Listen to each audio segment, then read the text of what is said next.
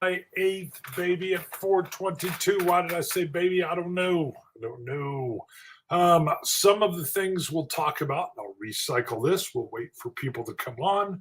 So this is more for all of you watching it non-live. We will be talking about Maze Rats again. Yes, Ben Milton's game. He just had that giant, huge Nave 2E Kickstarter success, and there'll be a professional booklet of Maze Rats coming. I've backed that. But I've got West Marches. My in-person West Marches group will be here tomorrow, Sunday, and we'll be running a live West Marches using Maze Rats. So we'll be doing that next week. This is my folder so I can keep everything straight. This is my folder for live Maze Rats. This is same rule set, but you, as the viewer, get to participate if you so choose. And we've got a viewer-made character that is in there, Finn the Peddler. I've got Chadwick Danu, and we got into a bit of a pickle last time. That'll be next Sunday, not this Sunday because I have the live group over, but next Sunday. I will spend more time talking about this weird little passion I got because of the live Maze Rats episodes and our adventuring through Wind Ridge, the port city that's like a UN diplomatic hub. I started drawing maps. I had to see this map. Here's the map I do just to keep place while we're playing. Was it this? Yeah. Is a piece of paper with circles drawn on it. So I can see the docks are near the slums, and then there's the piers, and I'll end up with a bunch of little bubbles so I can see what's next to next. What's next to next? What's beside the other? Whatever. It works. Little circles visually helps me remember what's connected to what. But then I went and drew a map. I probably do have that map in there. But it got me interested in making maps for the games, and I'm a terrible artist, terrible. So we'll be talking about making maps, which is inscribed by J.P. Covert. Covert. We'll probably spend most of the show talking about that. I have not had a chance to play yet, but Mr. President came in. I've been looking forward to this for is it 5 years? I think it's 5 years. I did an unboxing that blew up. Because it's a little bit, I don't know why I got jerky there. It's a little bit stunning to see all the content that is in that box. I want to get it played, but I've been doing prep for the West Marches, and I'm starting to draw. Let me show you. They teach you how to draw very simple, basic things. Trees, marshlands. And yes, I love it. I even got a pen and pencil set coming. Whoop, whoop. The other thing I did today, which I took my wife to the movies. We went and saw Sound of Freedom. I'm telling you, it's a great movie. It was and the theater was packed. I haven't been to a packed movie theater in a long time. What rung true with that movie, some of you won't know, it's about slave sex trafficking. I'm a sergeant on the Wichita Police Department. And when I made detective, I ended up going undercover on the drug side. But I'd had a chance to get into a unit we have called EMCU, which is called the Exploited Missing Children's Unit. And I did not take it. The guy that took it instead of me was surprised I didn't take it. He ended up on Oprah because he saved actually these two twins from sex trafficking. So he got on Oprah. But the reason I didn't go to the unit was I'd had a friend that was on it, and I'd asked him, and this is where the tie into the movie is because they have this whole section kind of on it. And I had to see it once I saw that in the trailer was I talked to a detective. Now, I'm on the critical incident stress management team. In other words, if you get into a shooting or you get shot at, or you see something terrible or whatever, I run a team that goes in that's peer based, and they talk with these officers to help them through it. We don't want anybody stuffing stuff down. Don't stuff it down because then it starts leaking out and causes alcoholism and all kinds of stuff. So I'd talked to a detective who I said, "What's it like working EMCU?" I was thinking about going there. He says, "Good. I've only wept twice driving home." And I'm like, wept? What are you talking about? This is like a burly, tough dude. He was like, yeah. And then I drank myself to sleep that first night. I was like, what?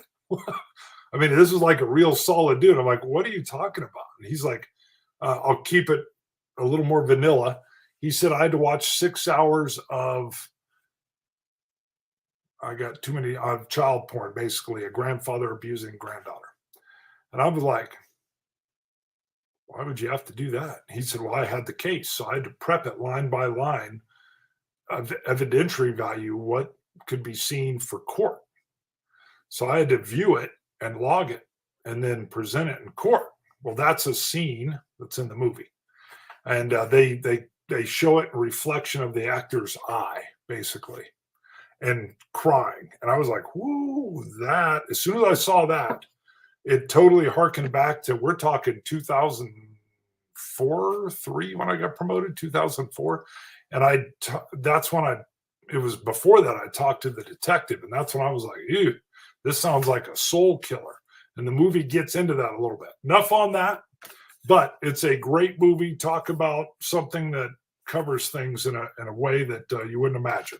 But this map, so it basically, this book, again, making maps, and it says Flick Silverpen's Guide to Making Maps, but then it says inscripted by J.P. Couvert. I don't know what's going on here. So you can see this whole thing, but it tells you if you can make, if you can make these symbols, you can make this map.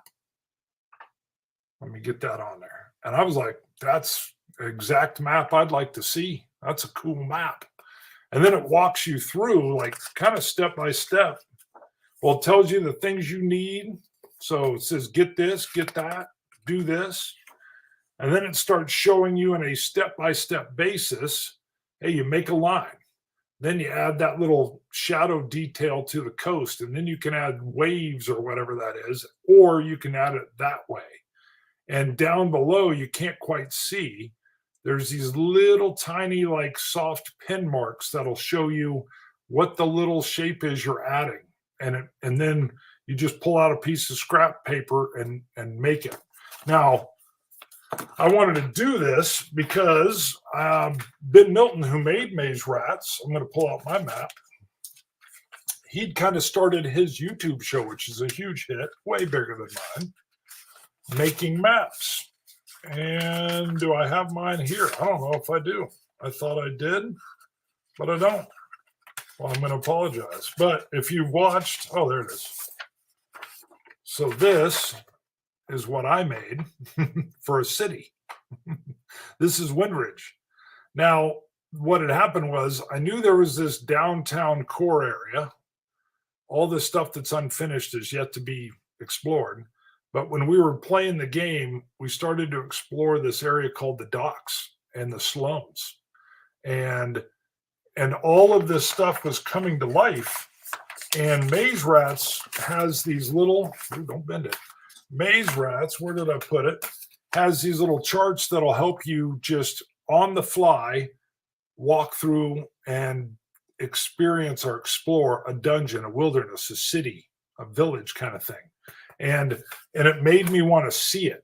And yes, my artwork sucks, but that map, I just had to see the greater thing and see what we're adding to it. Magnus von Magnuson. Hello, sir. Good to have you in. So, knowing I wasn't, now Ben Milton has this great deal on how you do negative space for roads and how you create it. So I followed that, but that got me interested in being a little bit better. So, this is how deep I'm going down the RPG OSR map drawing world. And I'm loving West Marches. And I'm loving that live show I'm doing. Even though it gets the lowest live views I think I've ever gotten, it doesn't matter. And I have a blast. Never Fear 1911, who was just a viewer and a commenter, ended up creating a character. But he'll reach out and be like, hey, are you doing one? Make sure you put up a day ahead of time so that he can come in.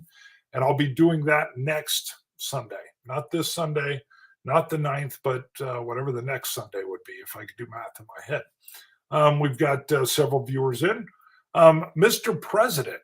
Now, this is what's interesting. This is when life is so good that you can't do everything you want to do. I want to get this on the table and start playing it. It's a sandbox. There are scenarios that are historically based. It's the president, American presidency from 2001 to 2020. Let me see what this is here. We'll come. Oh, yeah. Surprise how durable Maze Rats is. Yes. And one of the very cool things from Ben Milton is he made it for his 5th and 6th grade gaming group that he had at his school. He's a teacher. And he lives in the same town I do, but I've never met him. And he wanted something that was simplified enough that the kids could run their own dungeons and understand and grok the system without it being too heavy. And it just works really, really well in that very light OSR system. So that is one of the very cool, and then all the little charts and graphs that come up just make it so much fun. Where was I? I got lost. I was on West Marches. See, this is where Never Fear is so good too. He'll tell me, no, you were talking about dominoes or whatever I was talking about. And he'll focus on, oh, Mr. President. That's what I was talking about. I had to look in my side there. They've got a sandboxy thing where you just start playing, and they had a very cool rule in there, which was the rules in this game do not cover every possible eventuality. You're going to run across some just wild stuff by the nature of the game. There's so many options that could happen. And then they even give you a little comforting phrase that if something happens and it seems odd, just remember, oftentimes truth is stranger than fiction. I was like, what? Because that's telling you there's some weird stuff that can happen in the game, but what's really going on is probably even stranger. So, and I was like, man, I want to dive into this fictional world, this sandboxy world of the president and the problems that just come flying at you, both foreign and domestic, baby. Because, every president that's gone in there, they come in. Now, maybe it's a somewhat level of their age, but they come in the stress. It looks like within 4 years, they age 10. That's just, and the stuff going on. And you got to imagine they never get a peaceful night of sleep. It's just wild. So I want to get that played, but I've got some things in front of it, and that's going to take just a little bit to grok. They've got a flip book that walks you through the turns and the actions you take and then flip and follow. So I'm pretty confident I'll be able to do that. I'll get used to it. Every time you worked your way all the way through the flip book, you've completed, or through the turn matrix, you've completed 1 year. And of course, 4-year term. And if you get lucky or whatever you got to do, you get reelected. So I'm really looking forward to Mr. President. I'll need to put that up in the Chiefs vlog title there.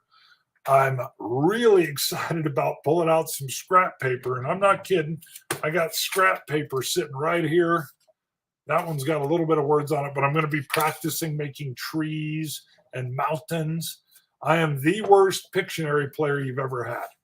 I would play and they'd be like, is that a giraffe or a dog? And I'd be like, oh, I can't even tell. So it'll be good to see these simple map making things that are going on. I think, and the other reason I wanted to do a live was I moved back into my office. So I used to be very close to my router. So first of all, there was almost no interference for the wireless, but my laptop went down and my Chromebook had a terrible interface. So I moved back to the office. My Mac is great, but I've got about 3 walls between me. So every once in a while you get that spinning wheel and I would lock up. And my Ethernet cable would not stretch 75 feet. So I bought one because it wasn't even that expensive. I was like, why didn't I buy this a long time ago? And I'm testing it right now. The Ethernet cable's hooked up. It looks like I'm running fast.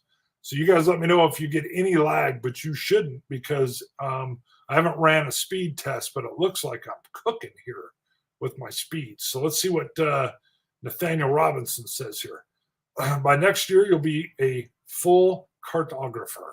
Maybe. We will see. If I can get to the point of doing even what this is doing, I guess this is probably a high level with the color. I'll admit, I also bought some little fine color markers.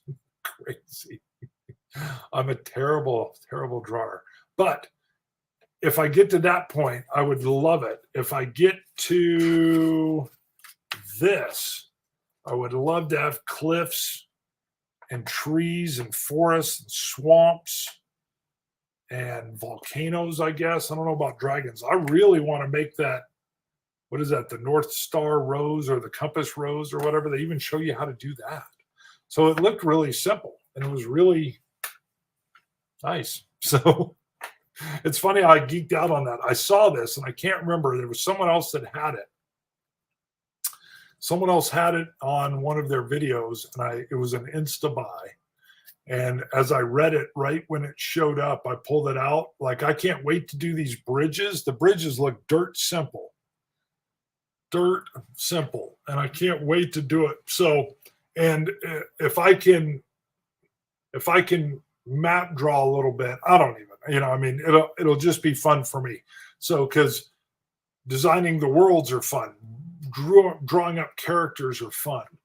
This West Marches has been a blast with what the characters or what the players are doing with their player characters. And then I'm pretty good about playing on the fly and keeping things logical and then using the Mythic emulator. So, but one of the main reasons I wanted to come in and do a live was I do have my Ethernet cable hooked up and we're running great. So I wanted to do a little test when I wasn't actually doing Maze Rats. So this should be good. Now, I guarantee my wife's going to make me coil this bad boy up. She's not letting me run 75 feet of cable on the carpet when I'm not live, but that's fine. I even got these little Velcro straps. So I'll just strap it, hang it, pull it out when need be. Let's see, we're about 17 minutes in. Still got good numbers in here. I won't go much longer. I wanted to run the test, wanted to talk about the movie. It was awesome. Being in a crowded, it's a little sad at times, but very good story. The Mr. President is on my list as soon as I can get. Oh, I got a review of Banish the Snakes. It's almost done being edited. I was running real good and then work started. I actually got called in on a critical incident stress management deal twice in a row, made for a long week. I ended up working over the weekend on some critical incidents we had. So I got called in on that. And then I taught. That's right. My other day off, I taught a class to the academy on it. So we've got a brand new group getting ready to come out. So we do this family day right before they graduate. Kind of get them ready. Get them ready. Any questions? If anybody has any questions or just wants to chit chat, I'm curious. Nathaniel, what is your favorite role-playing game? Are you a role player? Sounds like it, since you knew Maze Rats was very durable. So throw out your favorite system. Magnus, you as well, or your favorite war game? I know I still have a lot of war gamers that come over. I love my favorite company, I would tell you right now, is Free League. Man, do I love Free League. I purchased The Walking Dead. My co-host on the Whiskey Channel he loves zombies. And he said, I said, hey, I got this Walking Dead game. Free League has this great Mutant Zero dice system. He goes, I don't even know the words you're talking. He's not a role player, and he plays one board game called Zombicide, so zombie-based. And I said, it's a great slick dice deal. And he goes, do you know how to run it? I said, yeah. He goes, and don't tell me nothing else. You just run it, but we're going to film that. We are going to be in Atlanta. We will be, starting to slur, we will be survivors living in Atlanta. And I'm going to forget the name of the building. The Thrace building. It's the real tall, blocky building. Let me see what Nathaniel's saying here. Not much. I've downloaded Maze Rats, but did not get any sessions going. Got it. Use the Mythic emulator if you want. You can run all kinds of slick stuff with it. It is so good. I was running my son through a deal, man, and it just came alive. Came alive on there. Kind of like how the live deal started happening. I thought we would die pretty quick, especially when we went up against, in episode 3, we go up against the bear snake, and instead it turned epic, which is what role-playing is so good at doing. all the RPGs I want to play are not terribly popular. All the better. I'm with you on that one. Matter of fact, Dungeon Craft, Professor Dungeon, I don't know, Professor Dungeon, he's a professor in the RPGs. He's doing a whole deal in July about focusing on things other than D&D. I'm a weird niche guy anyway. So it's so funny because I've had some people tell me, hey, your channel's, board gaming channel's got 6,000 subscribers plus. That's pretty good. But you could sure be better if you did X, Y, or Z. And I'm like, not necessarily trying to be better. I'm doing what's great and enjoyable. Wargaming is already that little sub niche of gaming. And board gaming is a sub niche of gaming entirely. Video gaming is where most of the eyeballs are going. But then, so I slide off to wargaming, which I still like regular. I like my favorite game of all time is Medici by Reiner Knizia. So I love that. But then I get into RPGs, and even into that, I'm into these OSRs, and the story-based telling that is around it is just awesome. So much depth there. That shared story is just so awesome. Have not played RPG in many, many years. Not played US made, only Swedish. Cult is really good, but little played. Very cool. Well, and there you go. Free League is out of Sweden, and you guys know what you're doing. So you guys are rocking it. And,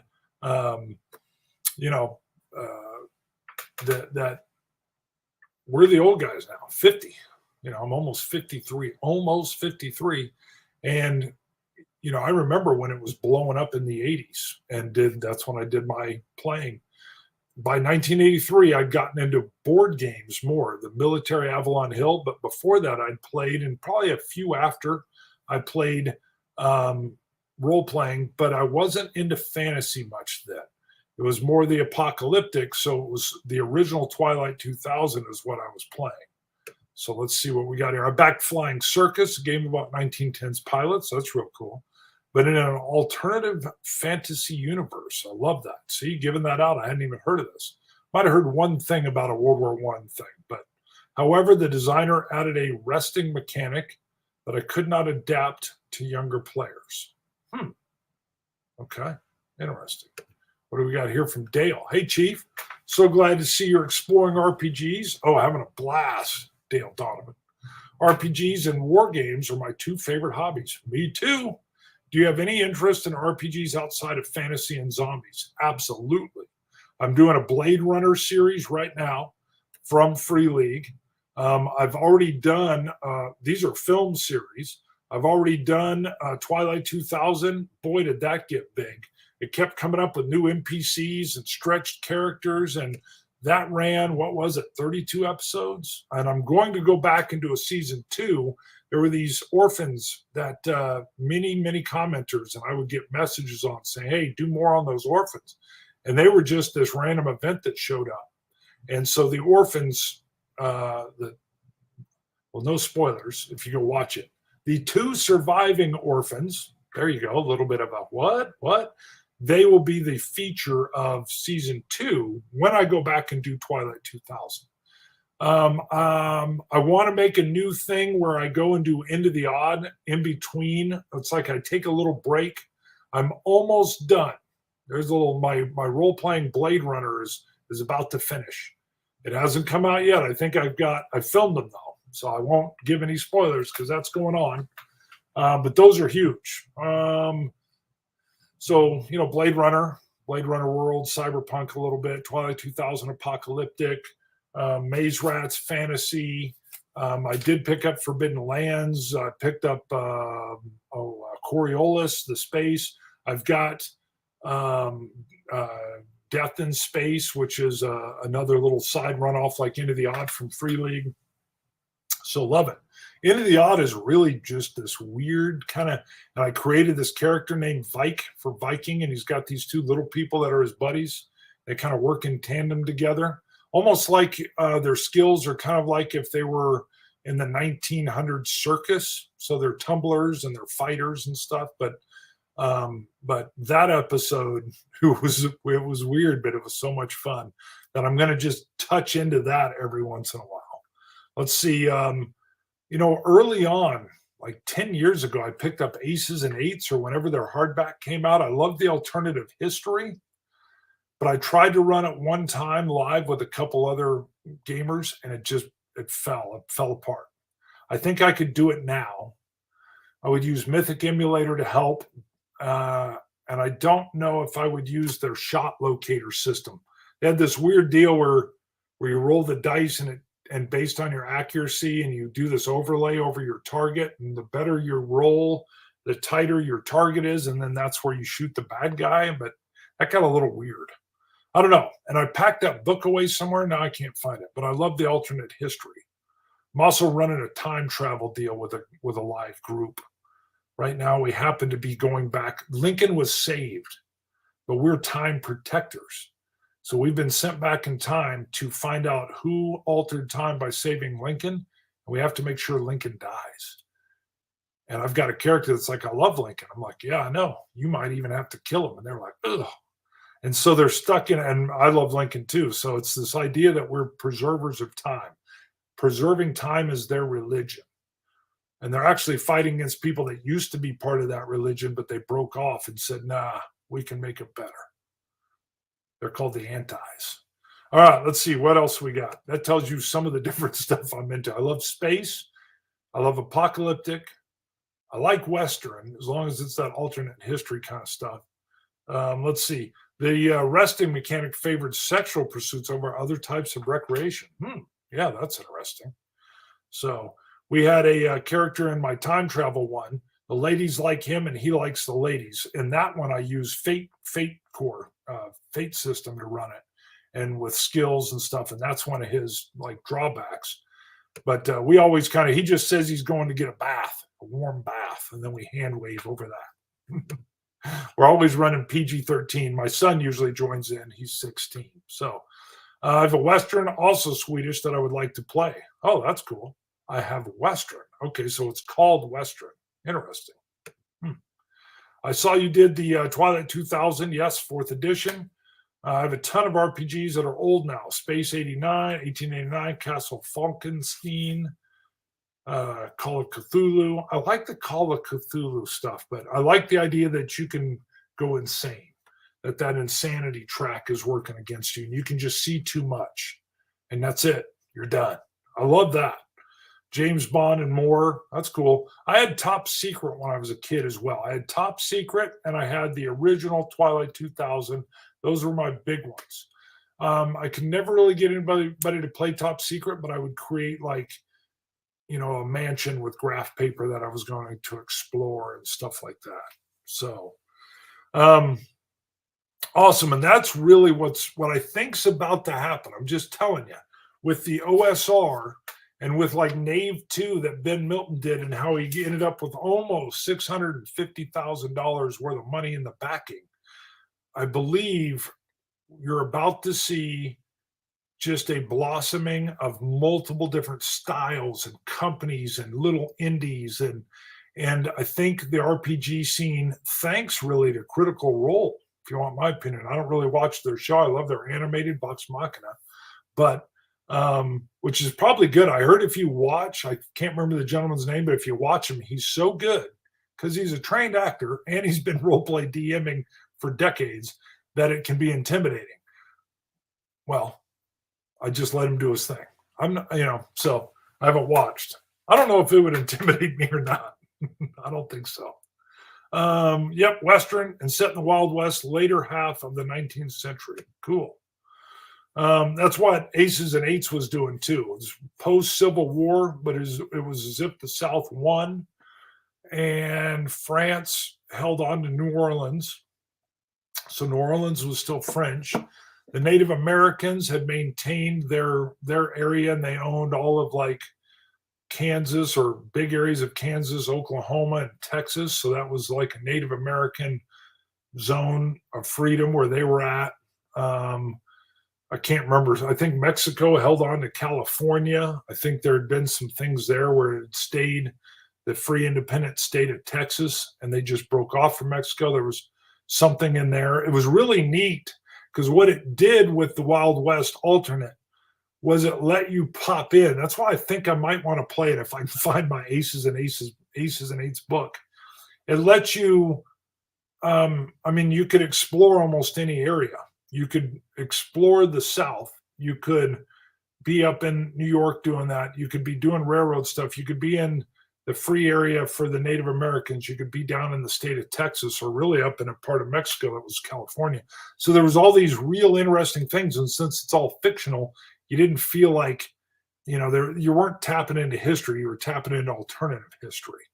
So let's see. I had Top Secret 2, says Dale, and many other TSR games like Gamma World, Marvel Superheroes, and some Star Frontiers. It's funny, I didn't get into superheroes back then as much.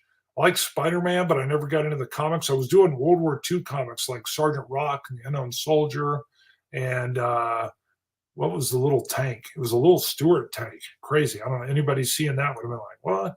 Stuart tank going up against a tiger? Whatever. But that was my first reading, was actually World War II comics. So, but, I did pick up World at War, or World War II.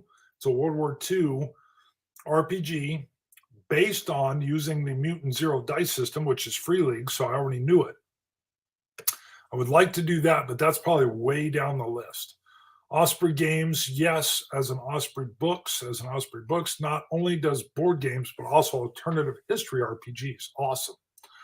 I guess I knew they did some games and books. I didn't know about the alternate history, so I'll have to look at that. Haunted Tank. That is it. Haunted Tank. I love that because it was Jeb Stewart, I think, was a distant relative of the tank commander, and he might show up every once in a while and save him right at the last second, or tell him to go left or back up or something. Yep, there we go, with the ghost being Jeb Stewart. Yes. Yeah, it's funny. I remember that as a kid. Probably the very first comics I ever bought, and I remember thinking they were huge, and then I found them, was Star Wars. When Star Wars first came out, they did this oversized comic book. And it was so funny. I'm 6'6", 250, but I remember this thing. I thought when I found it, it was going to be like some giant, like life-size Atlas book. And I found it. And it's bigger than a normal comic book, but it's not giant. You know what it was? I was small. So it felt big. But back then, of course, we couldn't go watch the movie again. Well, I couldn't. And so I saw it one time, and then I just read that comic book again and again and again and again, and lived through that and the figures. And so that was that. I still have those, I think, up here on my shelf. It was funny. I was looking through it, and I was like, God, I remember just looking through this. I have a collection of that. Very cool. Have you heard of Behind Enemy Lines, an old World War II RPG? I don't think I have, Magnus. Sounds interesting.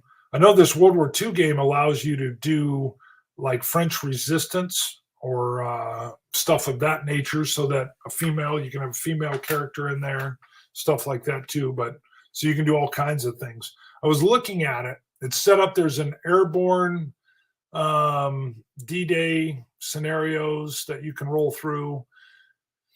If I did it, it might be more like the OSS, where I'm dropping into, behind enemy lines and running covert ops in France or Belgium or something. I don't know. That's what I was thinking when I saw it. I don't think I would want to do squad-based battles with a bunch of guys. I don't know. Maybe. I don't know.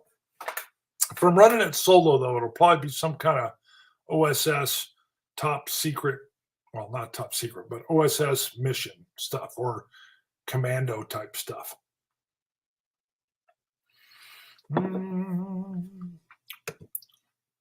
I think I have an adventure for that game based on the Guns of Navarone. Well, that's cool. Has anybody in here, and I'm gained even more viewers, played Mr. President yet? The board's awesome. You've got an international board, which are all the hot spots around the world. Then you've got your domestic and your policies. And the rules say if you ignore the world crisis events, you can lose the game. But you only win the game by really getting it right on domestic issues. And I thought, man, even that's intriguing. I was like, so you better pay attention to what's going on in the world, but your focus for the win needs to be domestic, which makes sense. Totally. I think that's what it said. I think it said that you could lose the game internationally, but maybe that was it. You can lose based on the international board, but you only win based on domestic. So I think that could be it. If anybody else has any other RPGs they're playing or anything you want to reference, I'll bring it up again since we got more of a crowd in here now.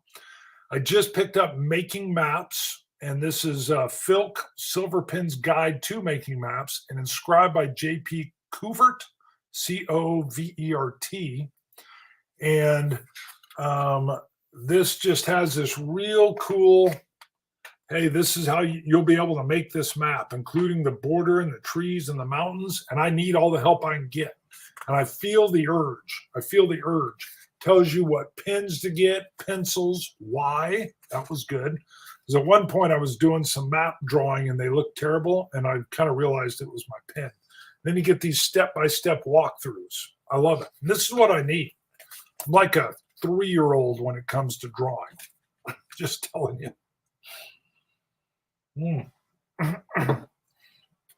What do we got here? Behind Enemy Lines is U.S. Army squad based. Wish I could have played it much more than I did. Still have it on the shelf. Well, that's cool. You can always get in there. Tomorrow I've got my live West Marches game with Maze Rats. I'll be doing that here at the house. I'm looking forward to that. We'll be doing a week from now, or a week and a day, we'll be doing the live Maze Rats, which is where I first started to draw a city map. That dark cluster over there is the slums. A cool thing I'll mention on that, and then I'll start to wrap up. So in our last live episode, my character was rolling terrible. Chadwick was just rolling terrible. He's been stabbed. He's twisted an ankle. They barely made an escape out of a window.